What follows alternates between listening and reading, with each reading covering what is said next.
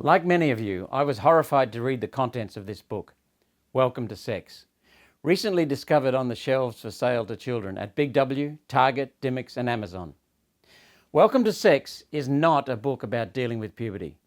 It's a how-to guide that encourages children to have sex of a type in which most adults would refuse to indulge. When not practicing their sexual techniques, the book explains to children how to send nude selfies of themselves.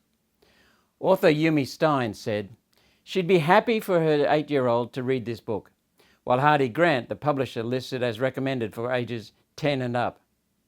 The contents of this book are targeted at children too young to legally have sex, let alone engage in the practices described in the book. It's not acceptable that our classification system allows a book like this to be peddled to children.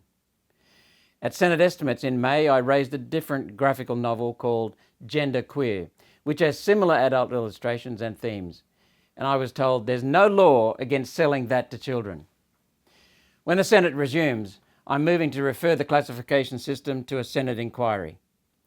We need to take a fresh look at what is acceptable to sell to our children in an age of graphic novels, cartoons and printed works, using illustrations to get around censorship laws.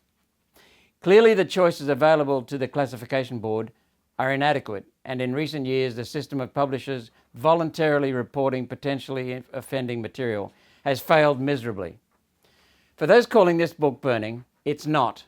One nation would allow a book like this to be sold in a plain wrapper behind the counter so parents can buy it and use their discretion about when to talk to their children about sex. Parents are their children's legal guardians. Parents have responsibilities. Much of what is deteriorating in our society is due to governments and bureaucrats interfering in parenting and bypassing parents.